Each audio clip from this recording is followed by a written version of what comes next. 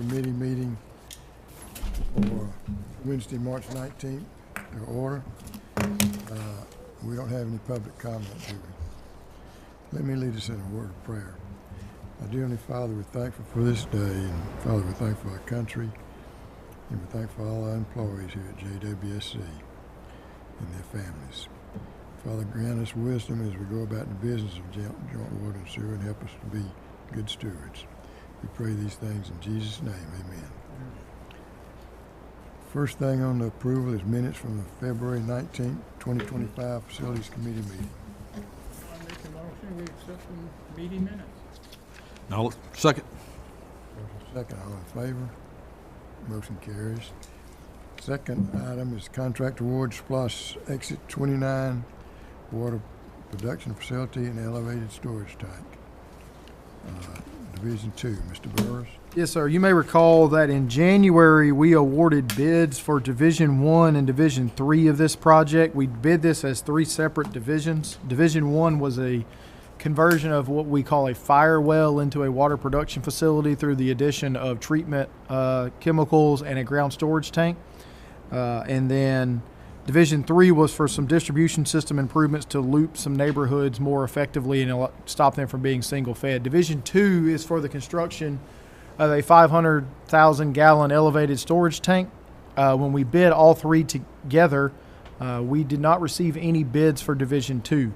We, at that point, had allowed for 3 different styles of water tanks to be included. When we rebid, we narrowed it down to just the composite style tank.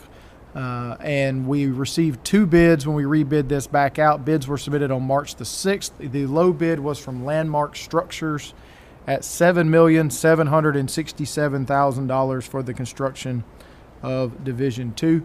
And you see there, Thomas & Hutton, the engineer of record, they had a $9.6 million opinion of probable cost on Division 2.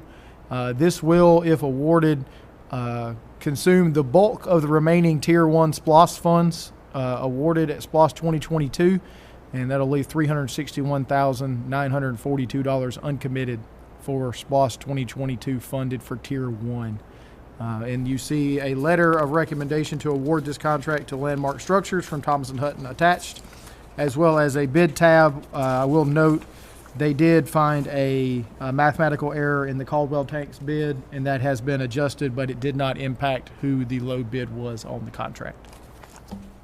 And with that, we will open it up for any questions. Mr. Klein, would you be kind to pull up the GIS in case there is questions during this process? You got something you can show us what that tank's going to look like? There's some in the drawings. Gives you something. You can pull those up online. You got access to It's the going to plant. be below the plant. It's going to be south of the plant on a piece of property south of the plant. Yes. There's we've got a nice picture of one that's sent well. It's a little bit larger than ours out in the hallway, hanging on the. That's the one from the Meta site up Landmark is currently constructing a tank adjacent to the Hyundai Meta site, correct? Or is Yes, that- they are.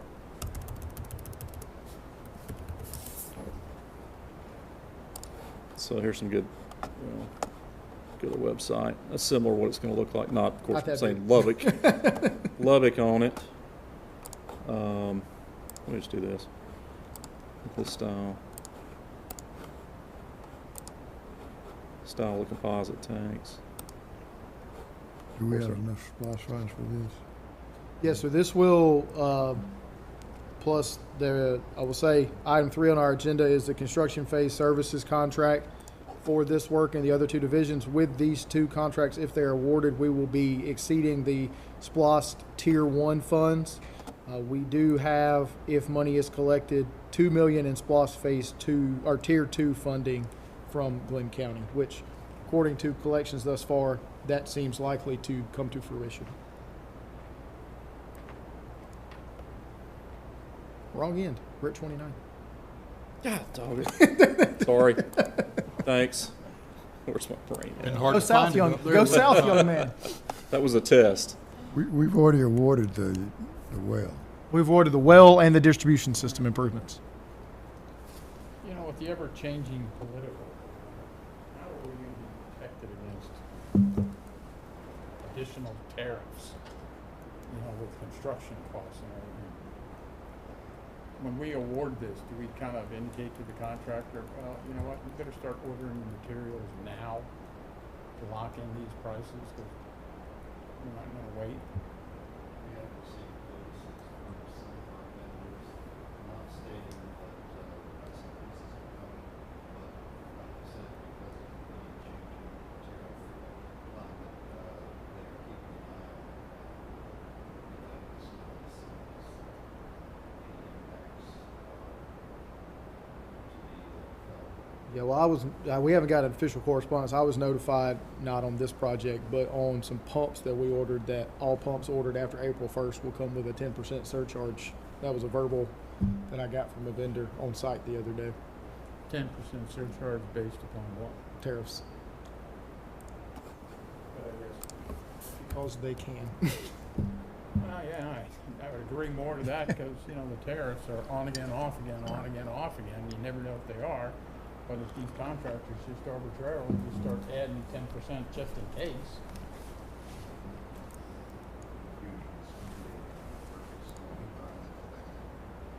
oh, absolutely. So, I mean, obviously, if we award the contract and get moving quickly, that would hopefully eliminate the concerns for that. But we have had, in the past, we have had one contract where a contractor requested an immediate change order due to pricing increases in materials. Landmark has not indicated they would be looking for that at this time, but The sooner we can award it, the better it ties it down. yes, I would say that's absolutely correct.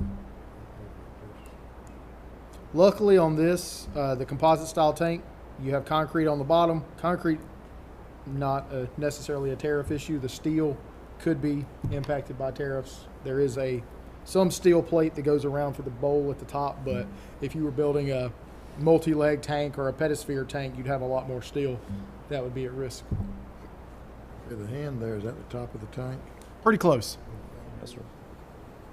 So we'll be able to see it going up and down the road. Yes. We floated a red balloon We did. at one point to show where the location was, and we do have drone footage coming north and south on 95 that you could see the balloon up above the tree line. And the balloon was the height of the tank. And of course, the balloon much smaller than the actual tank structure, be a little easier to see the tank structure.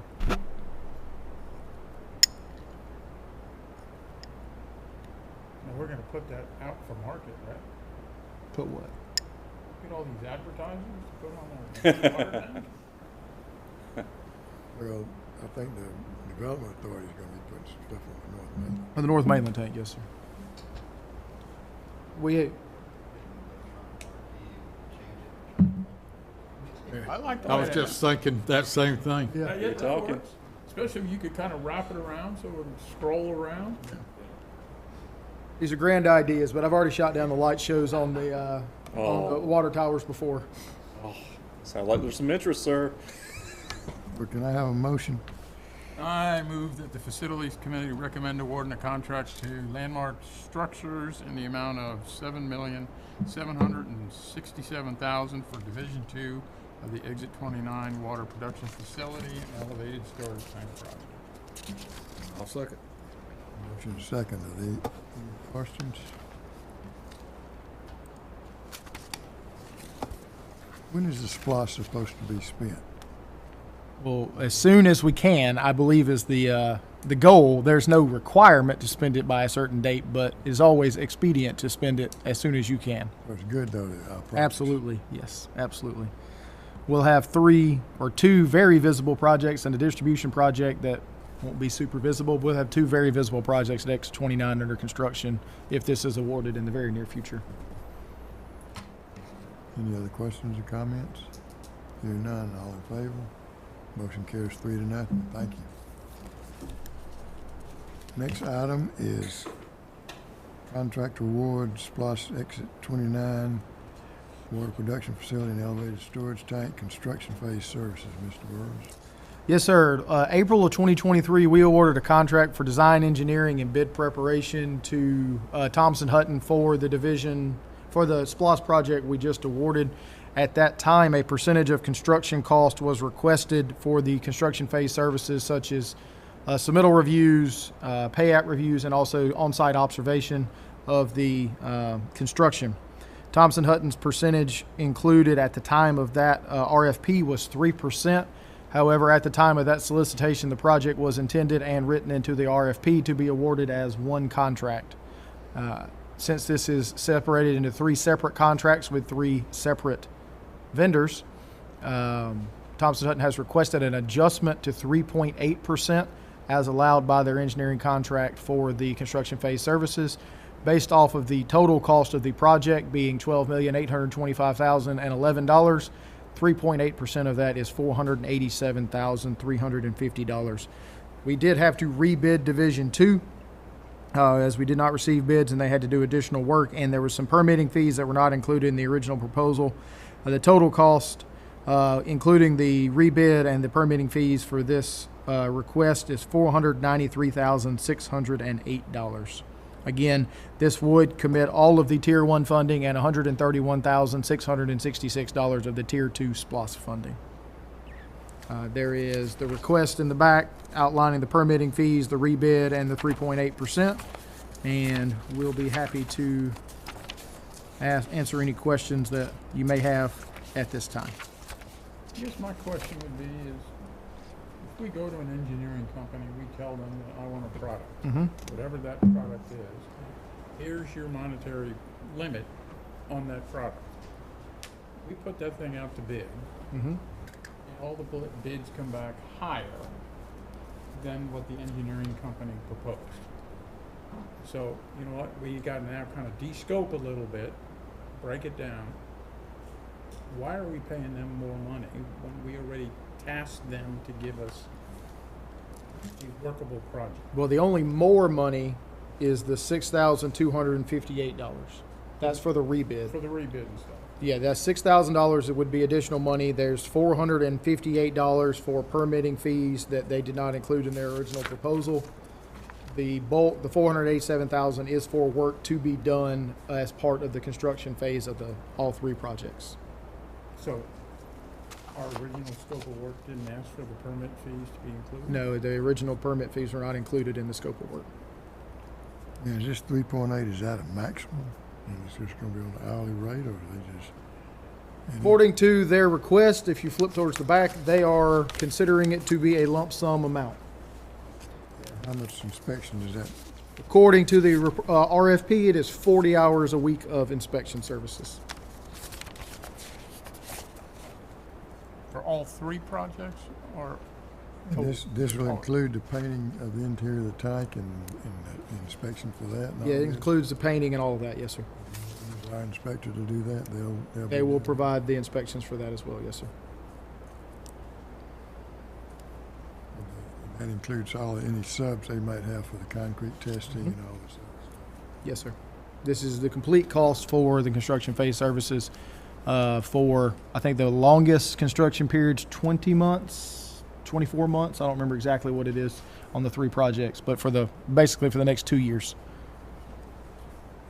So, how much additional work does it create for Thompson Hutton?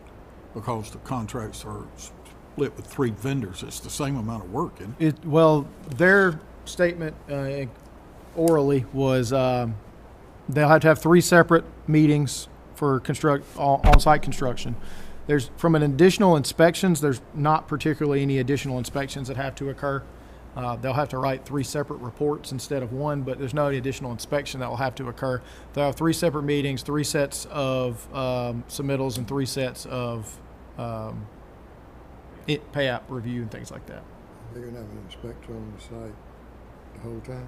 That is what they're required to do per the proposal, yes. But their submittals are How's gonna that, be the same. how's that worded? How's that worded? The RFP was based on 40 hours a week. Yep. Literally says 40 hours a week in the RFP, yes, sir. So that hasn't changed. That has not changed. And- So essentially, the new work is additional meetings for the three separate contractors and contract administration for three separate contracts, and then payout review and things like that, RFIs. Pays for the soil testing and stuff like That's all on the contractor. Special inspection. Special inspections are part of the, that. yes.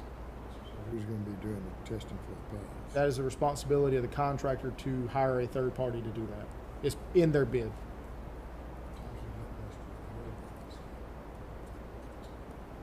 They'll oversee the testing and, you know, of course, review testing documentation. But yeah, for the third-party tester, you know, whoever comes in to do those, that's actually the contractor. So they'll have somebody here 40 hours a week. For the RFP, that's what their proposal was based on. Well, no, not if the non-contractor's not working. No, so they're not gonna have anybody here if the contractor's not here. See, we got 3 contracts for this, right? 3 different contractors. You've got Petticoat Smith for the Division 1, Landmark, if awarded tomorrow, for Division 2, and Reeves Young for Division 3. Is this gonna be just one person 40 hours a week? Yes.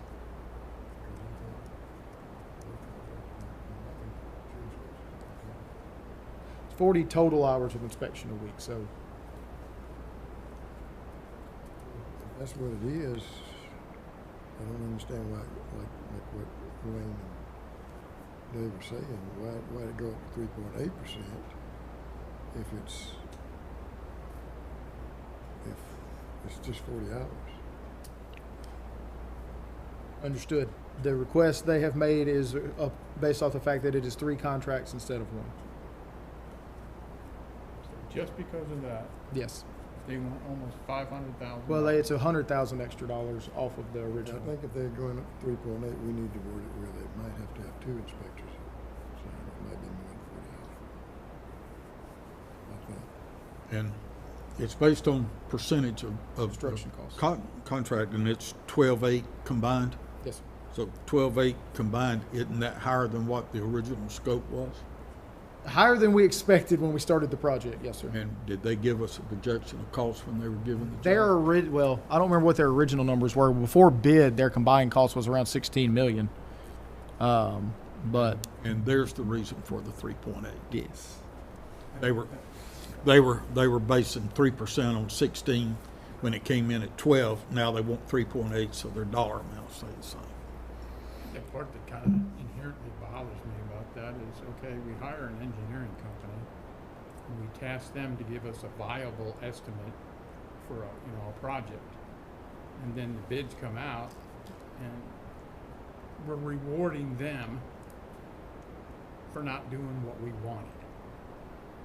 And I'm of the same argument. You know, you said when you accepted the contract that you could bring us a product at this amount of money, and you took it under that pretense, and now it's coming in higher, and you know, so well, this is the first contract we've done with the percentage of construction associated with it.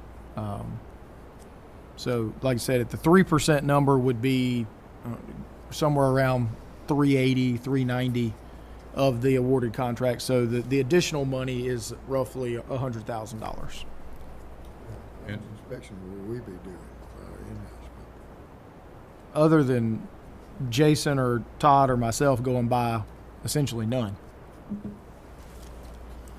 I mean, we'll take part in the construction meetings, we'll go by on the site and check on the construction, but as far as actual inspectors there will be none. They don't have an inspection inside the plant. Yes, sir. Complete all 3 projects until startup. and you say this is the first percentage contract we've ever awarded. Yes, sir. I would say they base their fee based on their estimate of cost. That if it were 16 something, that would be 480,000. Right. Yeah, so I think that's likely. They probably had a number in their head of what they thought it was going to come in at. But I will say 3% is very much in line with where everybody else was when we received those proposals. I don't remember the exact number. Some may have been 2.8, some may have been 3.5, but it was all in that 3% range. Rural development projects is similar to 3% in the state of Georgia, but in South Carolina, it's a floating like this. Mhm. So, floating section. Rural development project. Right. So what we were running into before we were doing the percentage of construction, we would ask them to estimate out how long the project was going to take. And then, you know, we get into it and the contractor gets back to us and said, this is going to be a 20-month contract instead of a 12-month contract. And they've only budgeted to provide inspection for 12 months. And then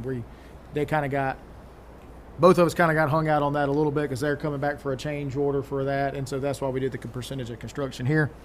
This is the unfortunate downside of that is when construction costs come in higher than we expected, the cost for them on that comes in higher. But they projected higher, and it came in lower than their projection. Yes. Is what you're saying. But for our purposes, we did not expect to be at $12 million on these projects. But that is what, I mean, we got multiple bids on every project, so that's what the market is bearing at this Is point. this, My concern is if the contract is working more than 40 hours a week. That's correct. So if, say, the elevated tank contractor is operating on Saturday and Sunday, which they may do, they cannot do, according to the contract for construction, they would not be able to do any work that requires inspection, no hold points or anything like that, unless an inspector is present. So they'll be doing less significant work on weekends and on holidays, things like that. Had the pre-construction of Reeves Young yet? That's being scheduled, I believe, for next week, week after next. That's going to be clear to the contractors. Sorry? That's going to be clear to the contractors. It was made very clear to Petticoat Smith last week that they could not do work that required inspection on Saturdays and Sundays or holidays. They can work, but that it would not be inspected work.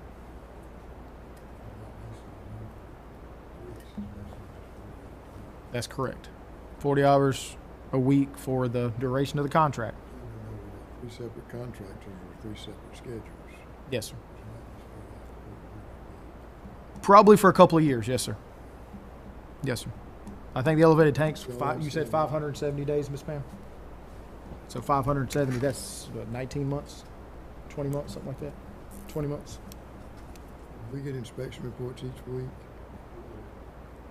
At the very least, we get them with pay apps. It depends on if we request them, they'll send them in between, but we at least get them with pay apps. Oh, we will guarantee, we will make sure they're spending 40 hours a week. They're not required to submit dailies every day? Not daily, no, sir. We of course can ask. We generally take them as a batch. This is something that needs to be looked at. We used to require dailies, not just from the inspectors, but from the project managers too. and this 3.8 is not negotiable? I suppose we- everything is for negotiation, but Several rounds of discussion with them over this. staff has attempted to negotiate with them about it, and this is where they have held firm at this point.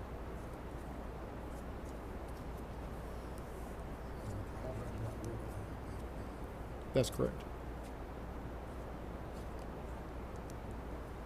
Conversely, though, if their contractor's not working, it's spreading the time. It's spreading the time further. That's Yeah, correct. so, Contractor, if one of the contractors gets started, say Petticoat Smith, we had the pre-con with them, they get started, let's say May 1st, and then for whatever reason this one doesn't get started until October, that's just going to extend their construction time frame out. Let's hope it gets started before October. That's not what I'm suggesting, but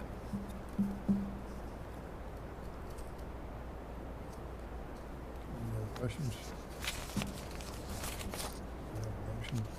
Do we have a motion? Move that the Facilities Committee recommend awarding a contract to Thomas and Hutton in the amount of $493,608 for the construction phase services for the Exit 29 water production facility and elevated storage tank project. I'll second. Second, all in favor? And that's based on, the contract amount's based on the bid, not the final construction, right? that's correct. So if there's change orders, it should not go up, no, sir. Well, that's actually what I'm gonna kind of try to keep waiting for, because you know we're gonna have change orders, and then are they gonna try to reapply to 3.8?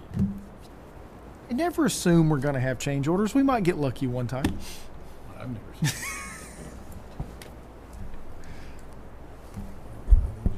contract awarded? Is it based on the final construction cost or the bid construction cost? Construction cost is the way that I understand it. Right. Now, I will say that they do have a fee schedule put there for extra hours and whatnot, so our understanding is based on the bid. That's a small amount to pay to have inspections, especially for this big project. Yes, sir. Next item is contract award Academy Creek Water Pollution Control Facility sludge dryer repairs. Yes, sir. We operate a Fenton sludge dryer at Academy Creek. You can no longer buy Fenton sludge dryers because Fenton is no longer in business. So trying to find parts has been very challenging, and with the improvements we're making at Academy Creek, we have put significant stress on the dryer that previously was not placed upon it, and we have run into some issues with some bearings and things like that at the site. The dryer, when it runs, will run solids up to about 95% solids before taking it to the landfill versus 15 to 18% coming off the belt presses. And so there is one company, AIT Services, that is operated by one of the original designers of the Fenton sludge dryer, and we cannot locate parts from any other provider. We requested a quote from AIT Services to provide parts and labor to repair the dryer. There is a typo in the second paragraph under staff report. The 139 number does not include expediting one of the parts to shorten the time frame. That is the parts for the sprocket. It's about $6,000 or $8,000 adder to expedite the part so that we can get it back online sooner. So for AIT Services to provide the parts and labor to completely rehab the dryer with new bearings, new sprockets, and swivels is $147,200.68. I will say, given the difference in hauling costs when the dryer is running, once completed, this cost has a 2-month payback. We're running over 100 tons a month through the landfill right now, and when you're saving 75% cost at 100 tons a month, you get there pretty quickly. Well, my next question, how much is a new dryer? About $5 million. Equivalent. So it's about $5 million. So then if you add up all the money that you've actually put in the parts and everything. In the last 10 years, we've probably spent $600,000 or $700,000 on that dryer. That's not. And this is a classic example of when you utilize equipment in ways that it hasn't been utilized in before, you will find problems you were not aware of. But Everything in the plant we have backup. except for a dryer.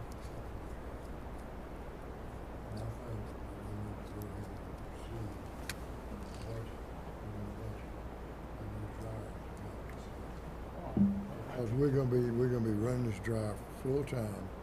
It saves us a lot of money by having another. And there is another dryer, which is a batch dryer like this one. And we got plenty of room to put it in. Might pull it and get that put in just as soon as we can, but also fix this. Because when this is down, we're back to the old. Yeah, you're paying $100 a ton to get rid of sludge in round figures, and when you're paying for 15% of that tonnage to be solids and the rest to be water versus 95% of that to be solids, it also, from just a transporting perspective, 3 cans of dry or 3 cans of wet is equivalent to 1 can of dry. So we have 20-yard containers. We can put 3 times the amount of sludge once dried into 1 container, so we have to make less trips to the landfill and everything. There's significant savings. We have 3 plants furnishing it versus 1. Right, that's correct. And we are gonna have another plant, so we'll have 4 plants coming with that rather than 1. That's correct. And we can certainly look at that in the capital budget for next year moving forward. And I think certainly we have started utilizing, well, the dryer's down now, but we had started utilizing the offloading facility, and we're drying the sludge from Dunbar and Southport as well. So it does help with all 3 plants. And, you know, dryers are not, it's a corrosive environment. They have maintenance needs, and having a backup would be beneficial because you're going to have to do maintenance on something that handles this type of material on a continual basis. Tell us what percent solids we get from the belt press. Same, We get better, well, I will say we have seen improvements in the sludge quality at Academy Creek. We're probably getting somewhere around 15, 16% at Academy Creek, and we're probably 18%. Some batches may be closer to 20% at Southport and Dunbar. and then what does the dryer get it to? We can get it to 98%. She operates better between 90 and 95%. What are we It's a lot of water you're just drying out. It goes back through the plant and everything like that. Landfill charges based on the weight. Landfill's pure tonnage. They don't care what it is. Now, the landfills much prefer us to take dried sludge. We get a cheaper rate, not just for tonnage, but we get a cheaper per ton rate for dried sludge too, because they have a limit on what they can take on a pressed sludge basis because of their requirements for their landfill permits. What's the longevity of that landfill being able to take sludge? We have two landfills we're currently utilizing right now. We use the Folkestone landfill that Camden County operates, and we use the Republic Services landfill in Broadhurst. Broadhurst seems to have, they're not putting any limits on us on materials at this point, so they seem to have plenty of capacity. Camden County they limit the amount of wet sludge, it's pressed, but wet sludge we can take to them. So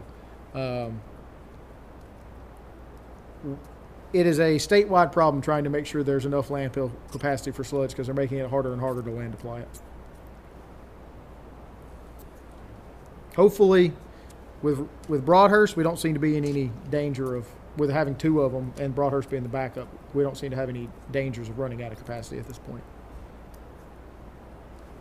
And, you know, there's talks of other landfills in the area. Whether that happens or not, we'll see. If that gets built, we'll probably try to get something with contract with them as well to give us additional space. Can I have a motion?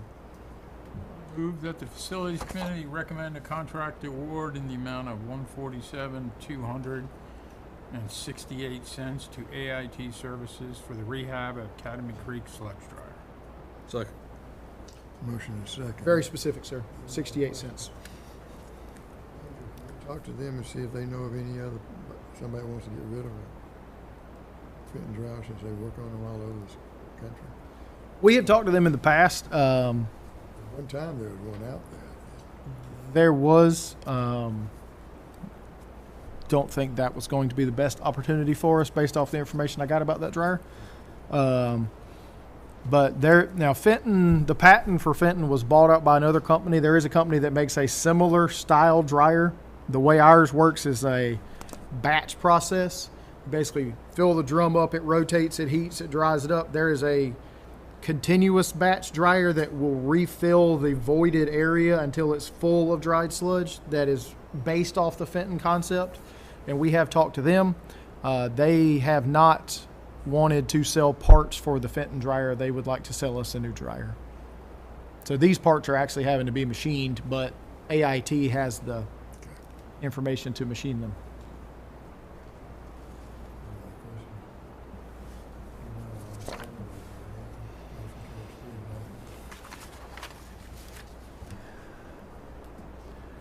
Dedication of easements and infrastructure, Mr. Klein.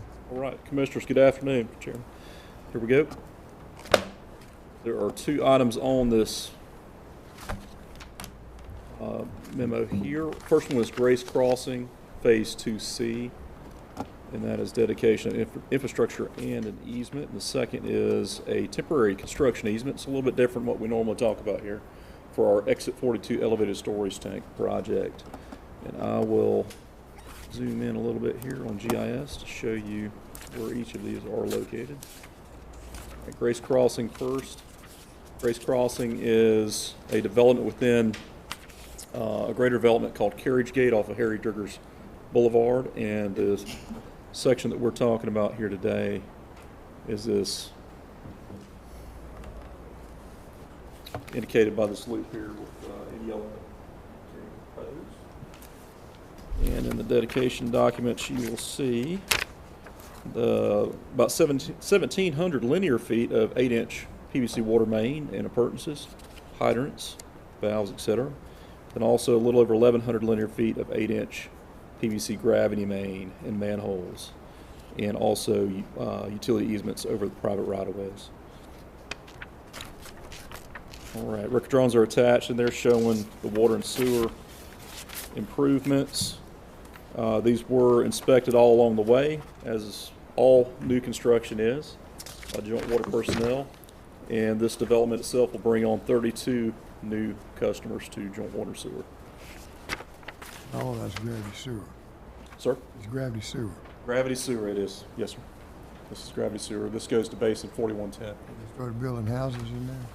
They're building houses just about fast. Pretty much as soon as we can get Got stuff lots. approved, they're building houses. Yes. Yeah, very nice subdivision. Second item is exit 42 temporary construction easement, and that is close to exit 42. Out a little bit so you can get perspective on where we're looking at. Is that close to our Miocene wells? No, sir.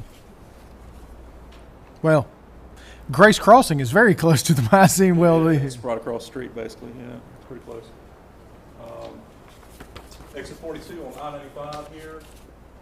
Bucky's is going in right here. Our pump station 4118 is right here.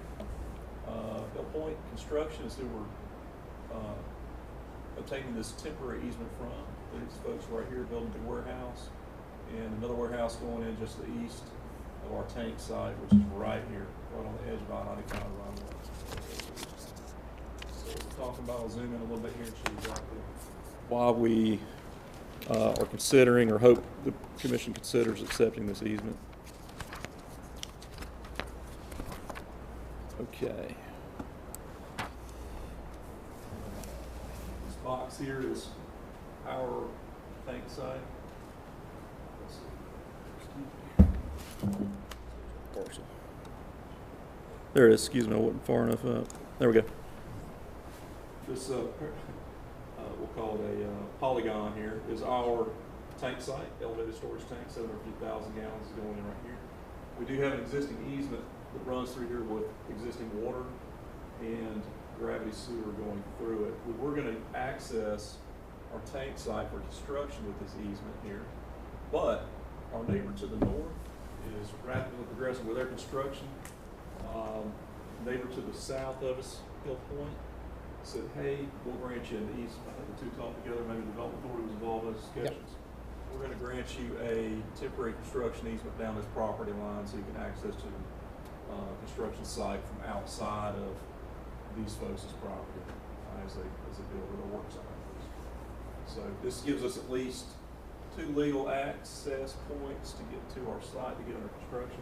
Now, long term, the permanent access will be down the general easement area. There'll be a public right-of-way dedicated, but this will just allow us to the contractor to access it during construction while they're putting in the public right-of-way for permanent construction.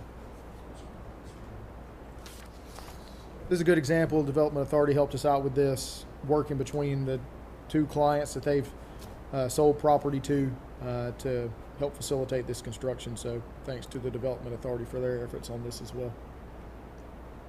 Yeah, let me click on the aerial. So, well, I didn't really have a whole lot. These trees, by the way, are all gone. There are no trees yet. They're gone. Except for our site. There are still trees on our side. They didn't clear for us. Right, as Mr. Burrows said, this is going to be a publicly dedicated public right-of-way that's going to come through here to service this area. And our access will be off of here, and then the access to our tank site will actually come. It is a 3-year temporary construction easement, if needed, up to 3 years. And the dedication document is attached. It's the last document attached to your packet there. That's the summary of these two items. I'm happy to answer any other questions. Can I have a motion? Mr. Chairman, I move that the Facilities Committee recommend the full commission approve and accept these requests to accept infrastructure and easements with associated documentation. Motion second. Any questions? The easement, that's a temporary easement, correct? Temporary, yes, sir. Limited time. 3 years, max is what's in the document at least, up to 3 years. That's along where our tank is gonna Yes, sir. Yes, sir. Yeah, we expect to be completed with our tank well before. be. It's 3-0. Thank you, Commissioners. Water production report, Mr. Burris. This is the discussion section. Yes, sir. So we were unable to go over this last month due to the length of the approval items that we got to. So this is for Commissioner Neal joining our facilities committee. We present a water production report each month. This first page here is based off of the produced water, which is metered at the well sites combined between all 3 systems, and what has been metered through the AMI system of new meters. Now, we do have the meters that are not read through AMI are AMR read, but that information does not line up correctly with the dates provided. So that information is not included in this report. However, you get a percentage of unaccounted for water through the new AMI system. So system-wide for the month of February, 10.6%. As you see there at the bottom, averages between 10 and 12% for water unaccounted for through the new system, which is actually really good overall for systems of our size. For the month, we average between the 3 systems production of 7.4 MGD. And you can see there, number of water bills is how we figure out what the percentage has been read through AMI. Almost 30,900 water bills for the month of February. If you flip over to the next page, we break it down by system. We have the Brunswick district. You'll note that the Howard Coffin well on the far left is still out of service. Woodrow Sapp has delivered materials to the site and is expected to mobilize the 24th, which is Monday, to begin the well casing repairs at that facility. Goodyear Park, as expected, being the closest well to Howard Coffin, is picking up the bulk of the slack, running a little over 1 million gallons a day for the month of February.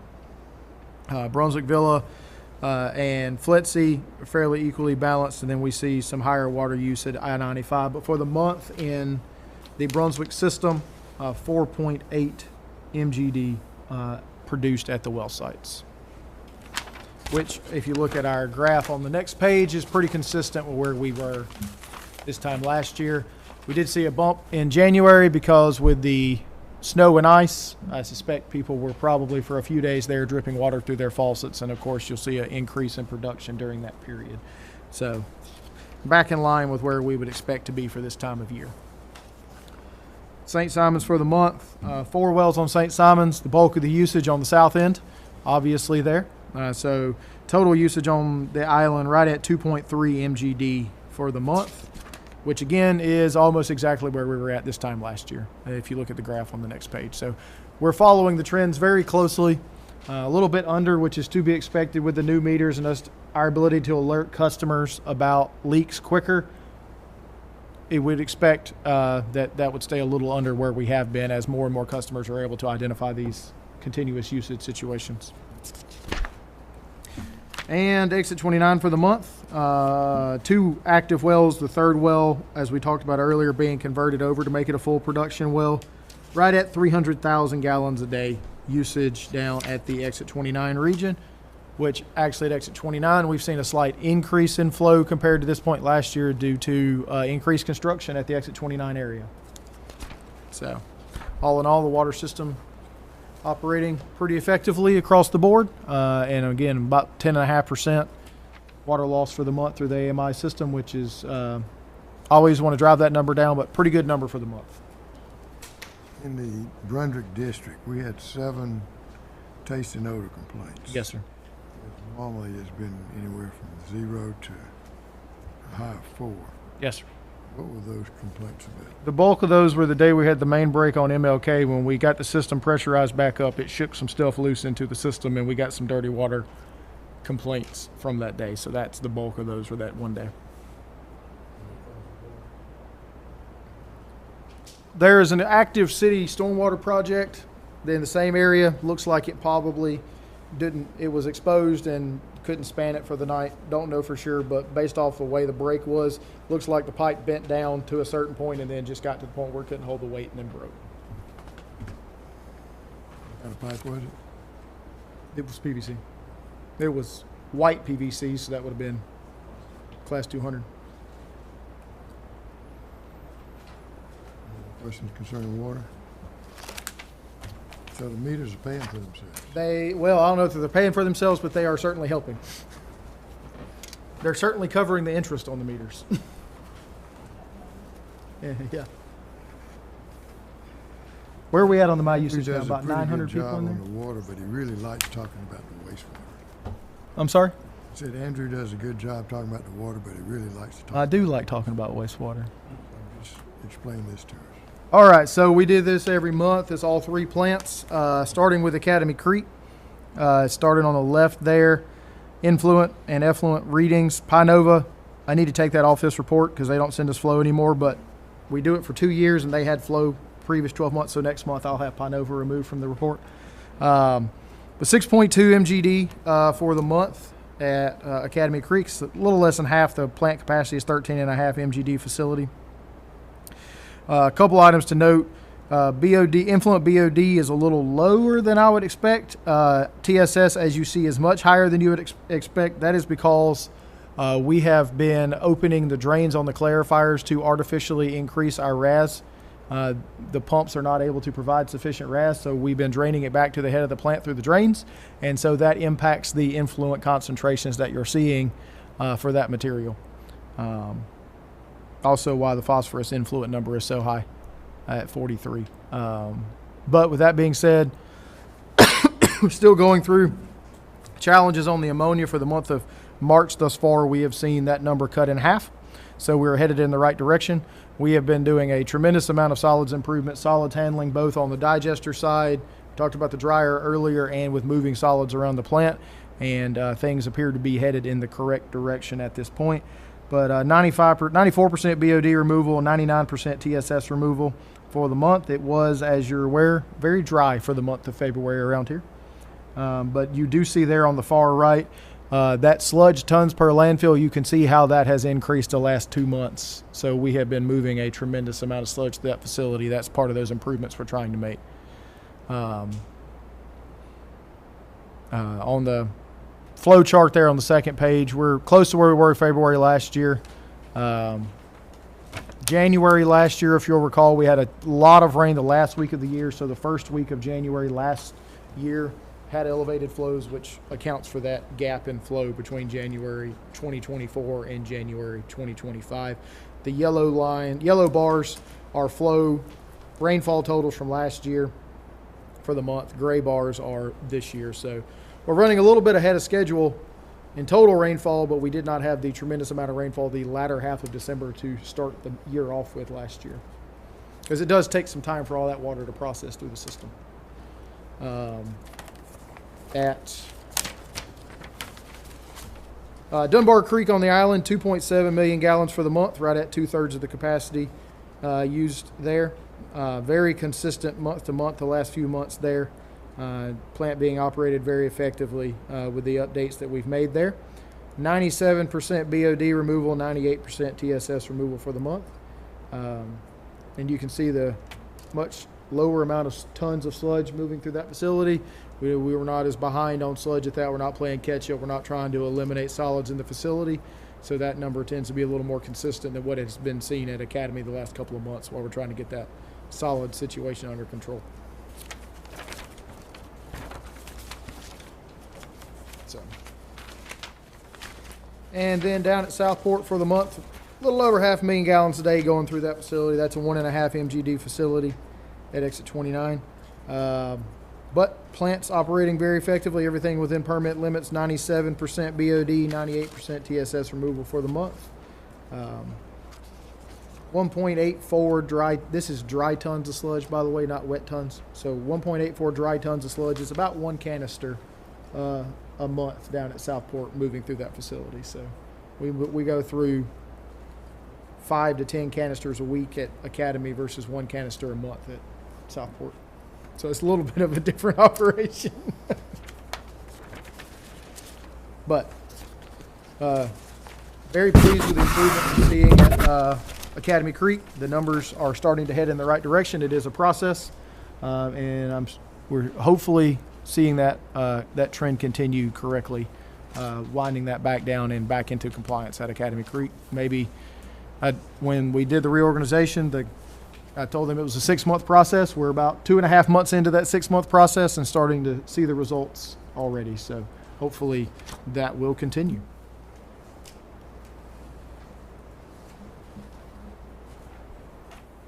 They got the problem now. We got an active construction project there, so I show up every day and ask questions. So. They're ready for the movies. Ready for the movies. These are slow-moving movies right here. Stills. All right. Commissioners, thank you again.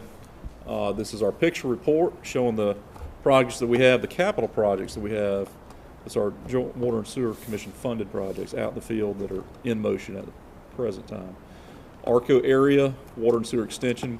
We are working with a contractor to wrap that one up. They got a little bit more to do on rework for a line that they had a sag in, and they tried to do some rework on it, didn't quite fix it, so they're going back in to fix that again. Otherwise, if you drive through the neighborhood, you should see a lot of new paving down and starting to get some site cleanup as well out there. These pictures show some real good perspective of some of the unopened right-of-ways, or formerly unopened, now they're opened, Glynn County right-of-ways through the neighborhood. And the tight quarters, this was, I like to call it a field fit in a lot of ways, getting those sewers in the best places accessible by the residents out there. Many times it is in the backyards, or their connection point is coming out of the backyard where their septic system is traditionally located. All the roads paved now. Paving is all... I think it's complete. Yeah, all complete as far as, unless there's any... Because the rework's in an alley, so. Yeah, it's in an alley. It's the last, and it is a little bit of one of the deeper sections on the bottom end. But paving, unless there's any punch list items I come up with from Glynn County permitting, essentially complete, except for some cleanup in there. How's it going as far as people tying on? One at a time. We've had a handful of customers tie on. We have hit a delay on the grant funding with it was approved through EPD. It's been submitted to EPA for review. That was supposed to be an administrative process. Nothing currently is a purely administrative process at the federal government level. So we are still anxiously waiting on review by EPA so we can get that project for connecting people kicked off. But we check in, Ms. LaDonna checks in with the EPD bi-weekly roughly, and they're still hopeful, they're still communicating, but they're just waiting on EPA to give us an answer. So the project's finished enough so everybody can tie on that wants to tie on. Not everybody, but the bulk of people could. The section with the sag is downstream, so if you're upstream of that, you can't tie on. What size line is that? Yeah, down the very end. So we could, if somebody was in desperate need of coming off, we could make accommodations. I think we could get them tied on. Contractor for that amount of flow that's connected now could certainly plug the lines and deal with that. Do you have any complaints during the construction of this project? I had a handful, but they were very patient. You know, the residents out there have been fantastic through the life of the project, honestly. You know, there's some tight quarters, and there's some people didn't realize maybe they needed to have their fence taken out of the right of way and some sheds and that kind of thing. But for the most part, folks have been really, really reasonable out there, I would say. Most everyone, they know how to tie on and how to come to us if they want to tie on. Is that right? We were going to hold a public meeting to announce the grant program that we have not held yet because the grant has not been approved by EPA yet. I have met with the local neighborhood planning associations out there and went through that process with them, notwithstanding the grant. Now, some of those are better attended than others, so you're kind of hit or miss on these things. But we are going to, assuming the grant continues to process and we get that wrapped up in the near future, we will be holding a public meeting and allowing people to sign up for the grant program at that time.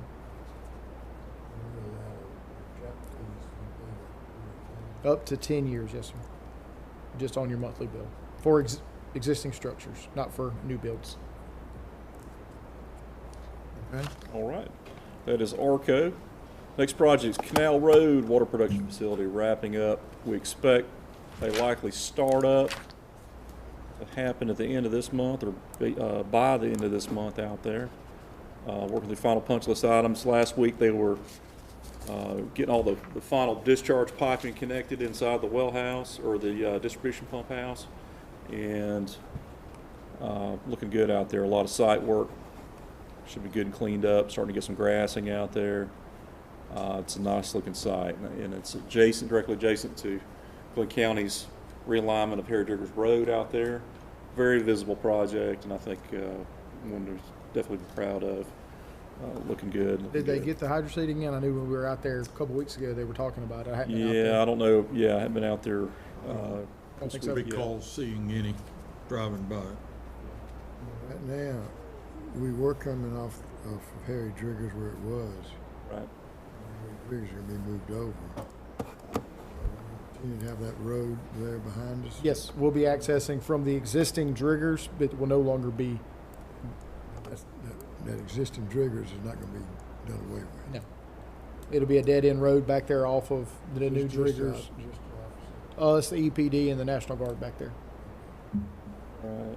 It's actually a better setup for us because we won't have to be backing equipment in and stuff off of a very busy highway. So EPD's there? They're right there across the street. Why don't you ask them to come look at this and we can maybe teach them some stuff? Let's face it, it'd be good for them to see some of this. We have we've taken them to several of our facilities to let the, particularly when they get new individuals in and show them what we've got and things like that. Yes, sir. Yep, exactly. So Canal Road site is right here. Of course, it looks a lot different out there now. All the trees are clear. Glynn County's realignment of Harry Driggers has come back in about where it tapers off that direction here. As y'all were just talking about, Air National Guard is here, EPD's office is right here. So they're a very good neighbor for us. But that's our new water production facility side. Good shot inside of the building. Electrical controls, a lot of wiring. Boy, it was a lot of electricians dancing around out there last week. You can see this is inside. We have two of our 100-horse distribution pumps inside going in here, being set and mounted up. And look at those good and laser aligned and balanced. Make sure that they're operating well. This is the pipe. The larger one is generally going to be the suction coming in, flooded suction coming in from the ground storage, passes through the pumps, and your discharge is through here, your smaller pipe. That goes on out to Harry Diggers Road where it connects to our existing water system. Good shot there of the ground storage tank. Tell them what's on top of that. Yes, sir. So up top, and this looks a little different than some of our other ones. This one we went with a full handrail around the top, which I think is going to be really nice for the operators. So the operators have to go up top for maintenance periodically. The reason they do is, as the chairman pointed out, at the top you have what's called a tray aerator system right here. The water comes out of the well, which is back over here, comes underground, and basically comes up through a pipe right to the center of the tank, and then it hits these trays and it splashes around and it releases the naturally existing hydrogen sulfide out of our water, and that hydrogen sulfide goes out in the atmosphere, does its thing, and the clear water comes down inside here in our storage tank until it's ready to be pulled out and pumped into the system. So those trays, you can imagine being open to the atmosphere, except for the screen, which keeps out the bugs and all that kind of thing. 24 mesh screen. Yep, 24 mesh screen for EPD requirements. So, or max 24. So, but it is open to the environment, so algae and all that kind of thing with sunlight, it does form over time. So the guys have to go up there and So at least monthly, in the summertime it's more frequently, but at least monthly, even in the wintertime, they're up there cleaning all those off. clean those off, keep them good and clean. And this is the access ladder to go up. And once you're up top, there's sometimes it's a slick surface, it's concrete and all that. So having that rail up is real nice, gives them good And I was talking to a group the other day. Somebody asked about the gauge on the side and how accurate that was. It's actually surprisingly accurate. Best way to do it. Yeah, it's pretty good. If you ever, you'll know how. I mean, you may not know what those numbers mean. You go by, you can kind of see how much water's in that tank if you're paying attention. So very few moving parts. It's very just few fully moving parts. Float, right? And Full. the site's gonna be fenced, right? Yes, it will be. And then, Wonder how long before it looks like a rail car. With graffiti. Let's not encourage. yes. Oh, you, It's a wide open surface. yeah, There's going to be a fence around it, sir. yeah. And fences keep people out. Maybe we need to get back to that LED. There we go. I was gonna say Rolling billboard billboard. space, Listen, man. listen, I'm not sure we need Commissioner Neal on this facilities committee with his LED billboard ideas, okay? There's a lot. How many passerbys? There's a lot. Now, on the bright side, when they finish this up, Reeves Young's working on this, and they're also working on the Academy project we'll talk about later. They're going to be relocating crews from there to Academy Creek, and they'll operate 24-hour shifts at Academy to hopefully finish that project up in a quicker manner. So one of the advantages of having the same contractor working on two projects is when they got to catch up, they can catch up.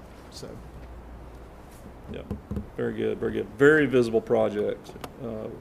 I will say the aerator, this one won't be as big of a deal, but when we have had people that have bought houses next to our tanks that didn't realize what those aerators were, and I've got phone calls telling me there's a leak on site. They can hear water running when they bought a house next door because they can hear it spraying and splashing on the top of it. They So, should pay extra for that, for the yeah, babbling brook. it's got to be nice. Open the windows, just let it. Sometimes if there's enough stuff in the water, you can smell stuff.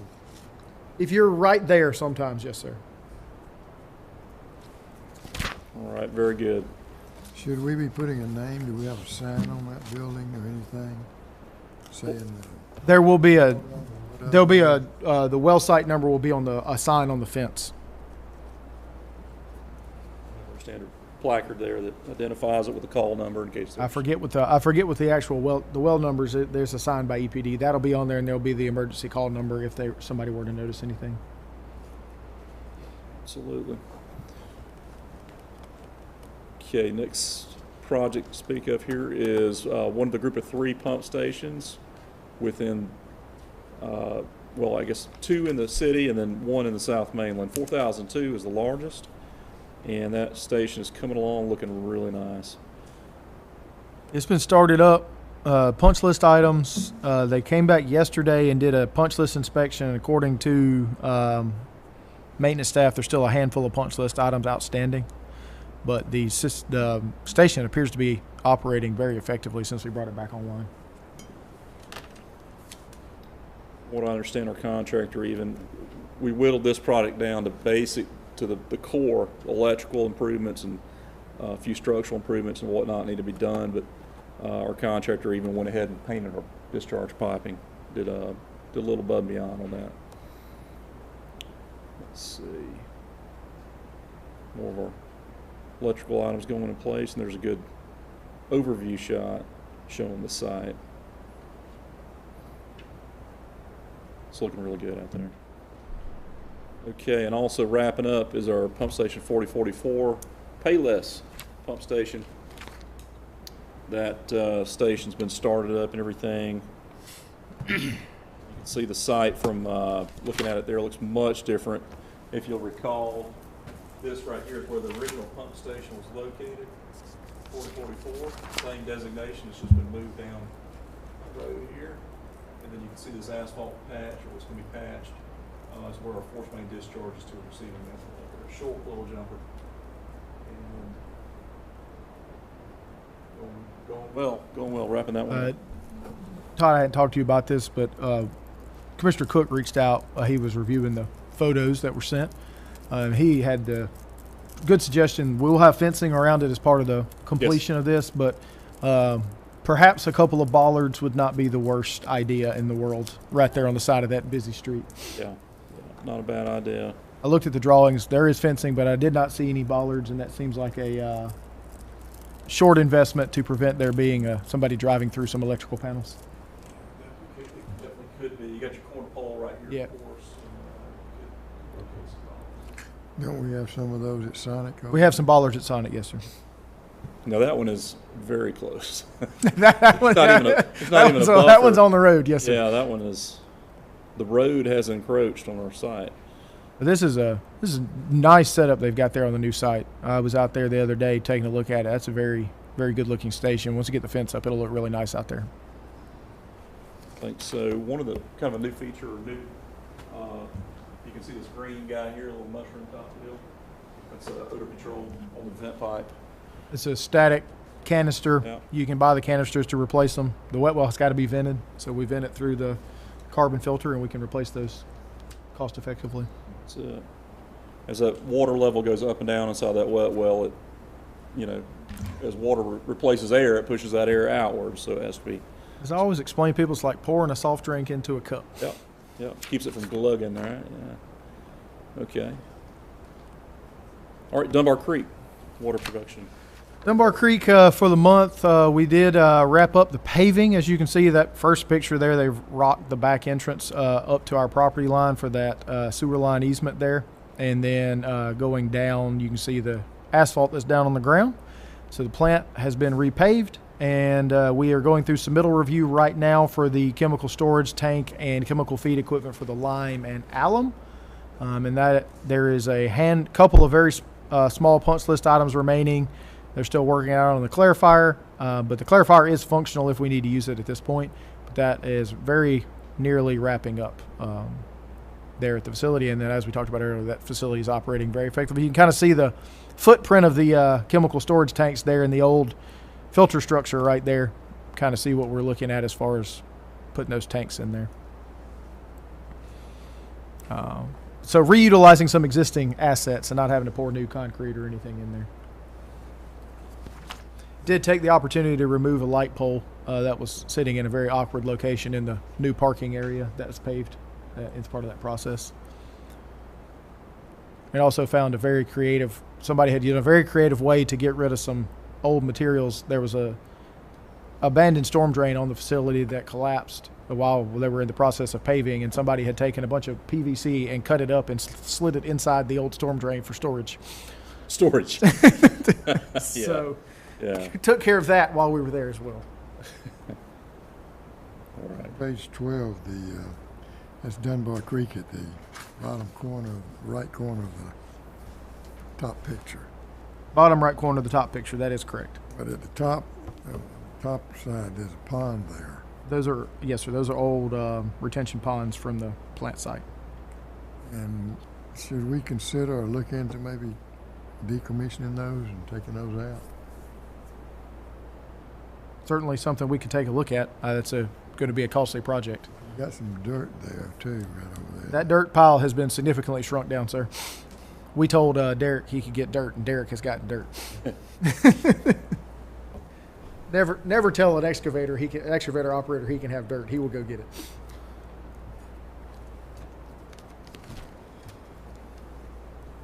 It's turned out to be a good project. That has been a very effective project, yes, sir. Okay. All right, this is another one out of the 3 pump station project. This is 4001, which just had a startup. I believe it was yesterday out there, so it looks a little bit different than what you see. It's a much Close. bigger hole than that other little pump station they had there.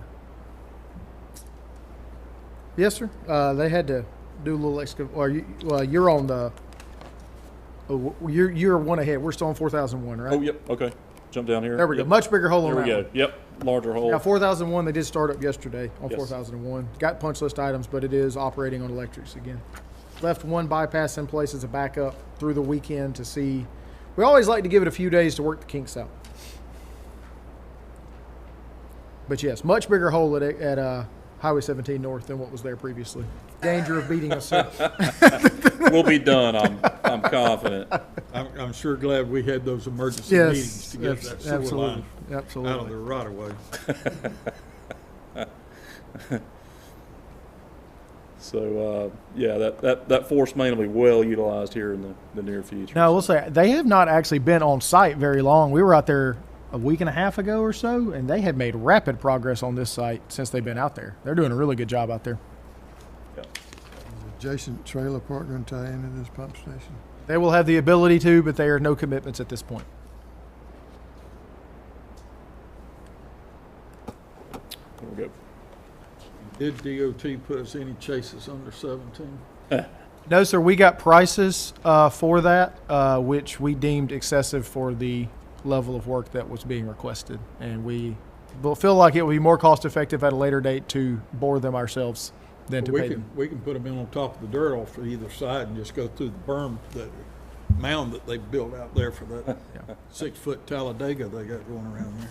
They got some super elevation in some of those They areas, got some don't they? super elevation out there. Ooh-wee. I believe, now this was a year and a half ago when they bid that, we got pricing on those, and they wanted about $400,000 to put casings in the Yeah, that ground. didn't And we make told any them sense that to we me. would wait to put them in when necessary at that dollar value. Yeah. Yeah, we'll have plenty of room to shoot them across from our site, actually. Plenty of room. All right. Good shots there. Golden Shores Pump Station. All right, there's new manhole sidle on the existing sewer, or cut into, excuse me, we don't sidle manholes. All righty. Academy Creek. Yeah, so that top photo there, Miss Melanie is in the gray. She's our, as of January 1st, the new Assistant Director of Compliance Monitoring. She's running the labs, pre-treatment, things of that nature. She's showing one of our new lab analysts, Miss Candace, the process for taking samples and doing that correctly. And you see in the background there, they have been doing a lot of work laying a parallel outfall line from the right side of that box right there where Todd's cursor is going back. They have not done the work in the marsh protection area yet. That is being scheduled. But they got the pipe laid, the parallel line laid, and you can see a good photo there of the old versus the new on the left versus the right side being the new UV system. None of the mechanical installation has been done. They've set some panels, but they haven't done any of the mechanical installation on that right side yet. But the left side obviously is still in use because we're still utilizing disinfection processes there at Academy Creek, and that will remain as is for a backup should anything happen to the UV system as necessary. Today, if you went down there, there is a new structure over the top of the UV system. The canopy is being constructed over the top of the system at this point. They've been doing a lot of excavation around the influent to the structure there, fixing to lay a 48-inch gravity line across the road there. Found, as expected, when you dig on a wastewater plant, found some lines that were not on any drawings anywhere. They're going to relocate, cut a couple of them because they're redundant, things like that. Work through that process, but contractors keeping us informed along the way of what they're running into.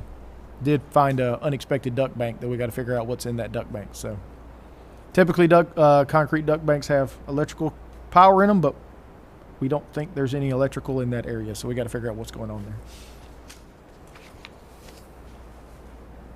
And there's our electrician doing some work in the RAS buildings. They're cutting conduit. They're running. They've got a conduit ran. They pull wire. They've got the VFDs on site.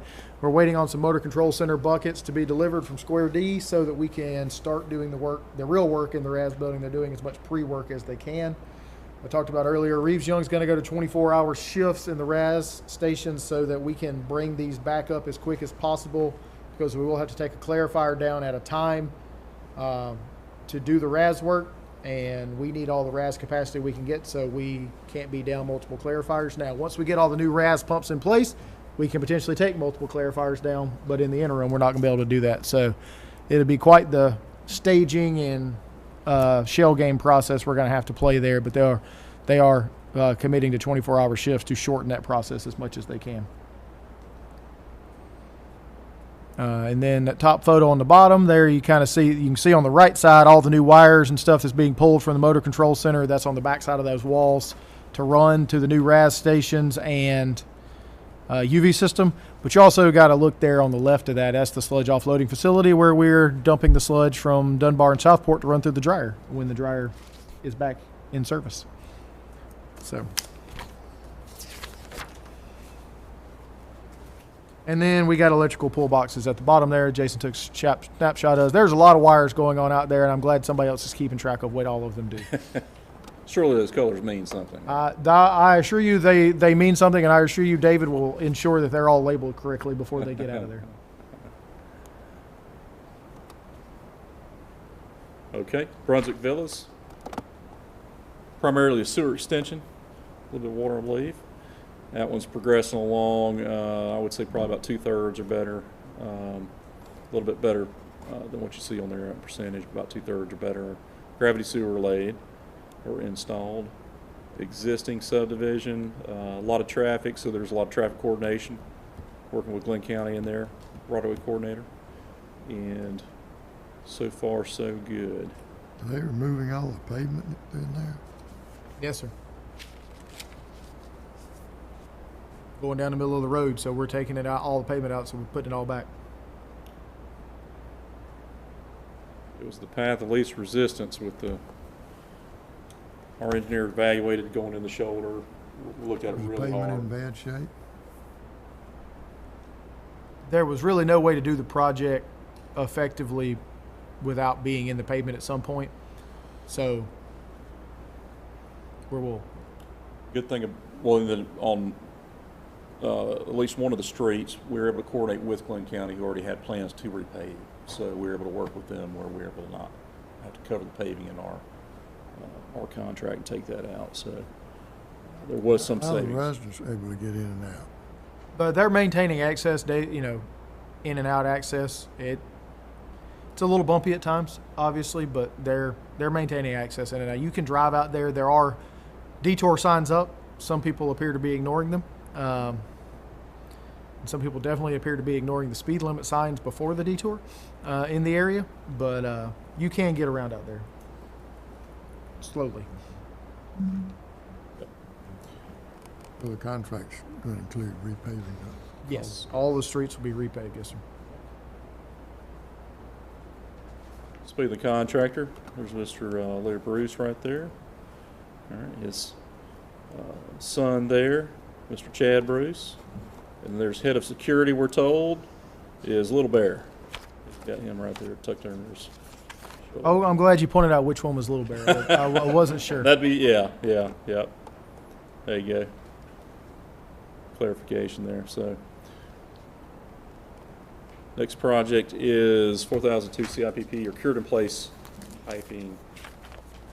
Yeah, so we're in the process of the 5 miles of lining down in 4002 basin. We're about halfway through, about 13,000 feet done to date on that project. You can see them pulling out the sock there, as we call it, the actual filter material that's got the resin on it that they're pulling through. And we have some interested bystanders there, Yep. potential future JWSC employees that are being educated on the CIPP process.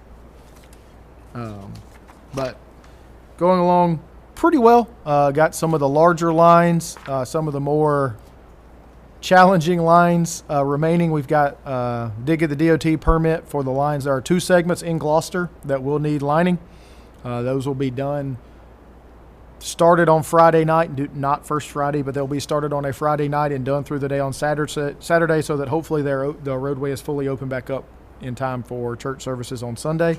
But it will require the closing of the 2 interior lanes on Gloucester in front of our office. So the exterior lanes will be open, but the interior lanes will be closed. And then we've got the lines on Reynolds between the Pate Building and the courthouse to do. Those will be completed on the weekend to avoid interrupting court and county operations as well. So we've got some of the smaller lines left, but the bulk of what we have are the 15s and 18s remaining that are a little more challenging, which makes sense. They're going to knock the easy ones out first. So unfortunately, we don't have great data on the before and after because 4002 was under construction and not on SCADA when we started the project. We'll have some before and after, but we won't be able to show the full staged approach of what we were doing with the lining work, but Should be still noticeable, I would imagine. should be noticeable. We do have to expose 3 manholes, I believe, that are completely covered up and they can't get to. So our crews will be exposing those manholes so they can actually line those segments. Okay, all right, that concludes the pictures. And our more detailed information is included in the spreadsheet that tracks all of our projects, all of our funded capital projects. And then also we have our Gantt sheet where we try to attempt projections on project schedules. And I will point out, as far as projects that have not started construction, we've had the pre-construction for the well site at exit 29. We're scheduling pre-construction for the distribution systems at 29, and we are scheduling pre-construction for the community road improvements as well. And then we held the pre-bid, not the pre-com, but the pre-bid for the fixed generator installation, the FEMA project yesterday. That is 8 fixed generators, 3 at Academy Creek and 5 at well sites. And we had the pre-bid for that yesterday. Bids are due April the 2nd. So hopefully at the April meeting, we'll have that for your consideration of award as well. Road project, that's pressure sewers. Yes, sir. Put in the main line first. They're putting in the main, and then we're going to stub services to each site. Same, we'll do it the same way. I believe it's 100 PSI, I think it is. Force mains. Before the services have been put in. It's with services. So corp stops, everything, just like water lines we run out and stubbed out, so it'll include the services. Basically curb stops at the end of the terminal.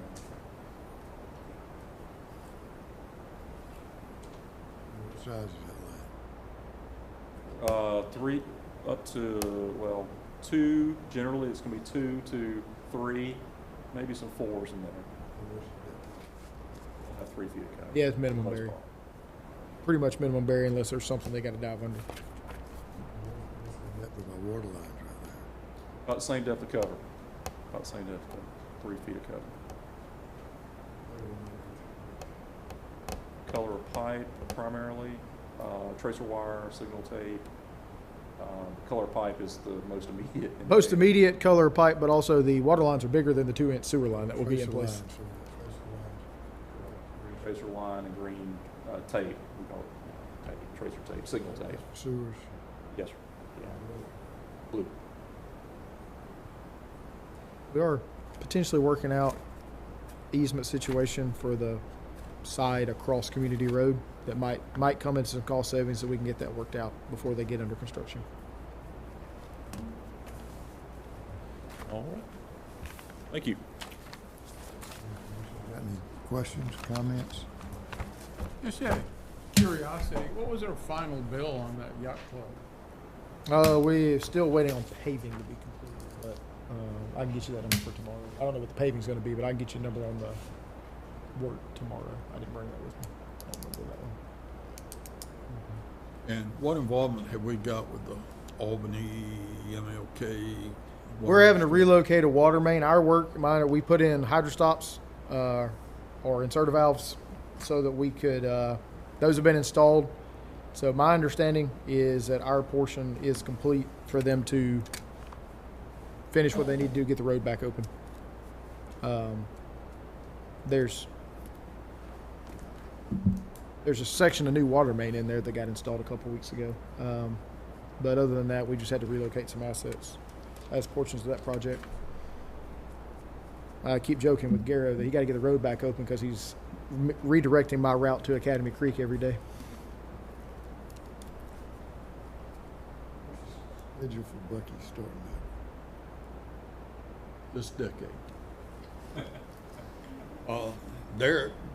The projection now is August, but, you know, They do seem to be rapidly making progress on the intersections now.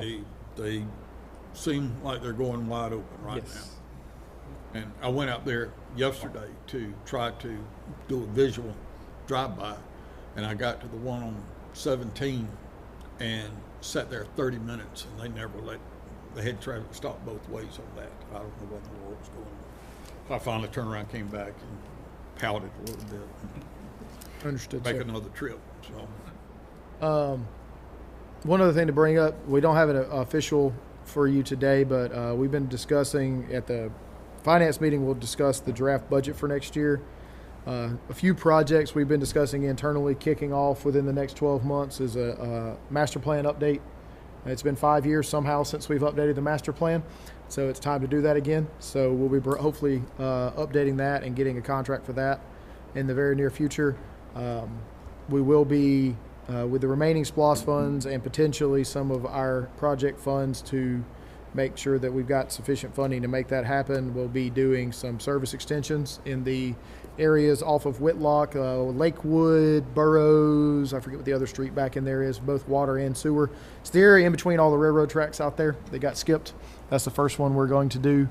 And then potentially at least engineering and consideration, as mentioned today, for the new dryer and some clarifier improvements at Academy Creek. So those will be items that you may be seeing information on in the coming months with the updated project funding. What about the agreement with the people in 99? We had a great meeting with them last week, worked out some additional situations, and we're hopefully going to bring that back for your review at the April meeting. It is on our agenda tomorrow because it was deferred at the last commission meeting, but we will be requesting to defer that item until the April meeting.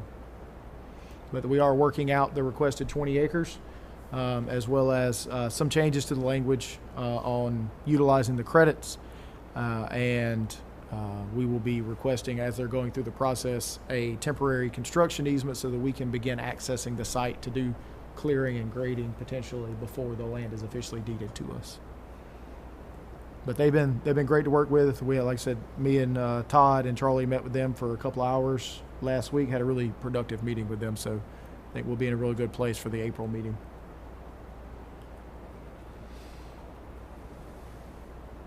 Anything else? Any motion? I'll make a motion, we adjourn. Second.